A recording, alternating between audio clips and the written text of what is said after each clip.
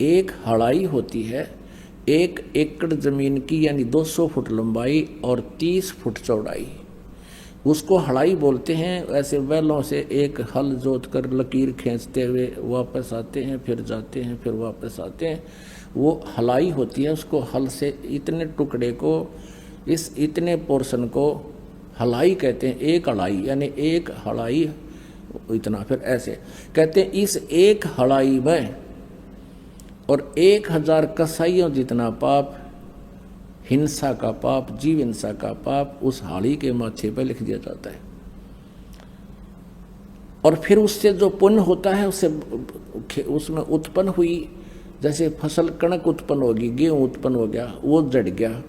बाजरा उत्पन्न हुआ तो उसने पशु पक्षी खा रहे हैं, कुछ समझ झड़ गया थोड़ा बहुत, वो चींटियों का मुंह पड़ गया, कीड़े मकोड़े ने खा लिया, तो वो उसको पुण्य हो गया और वो पाप हो गया। और दोनों ही अकाउंट लिखे जाएंगे तुम्हारे इसमें।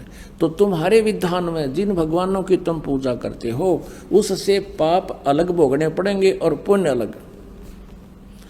और परमात्मा कहते हैं मेरी जो साधना करेगा, जो मैं बताऊंगा, उससे तुम्हारे पाप नाश हो जाएंगे, पुण्य पुण्य शेष बचेंगे। जैसे पहले, अब क्या होता है कि खेती में जैसे खरपतवार उग गया, तो खरपतवार को खत्म करने के लिए एक ऐसी मेडिसिन बन गई, उसको जब सिंचाई करते हैं उसको डाल देते हैं, वो घास को नष्ट कर देती है खरपतवार को, और फसल को हानि नहीं करती।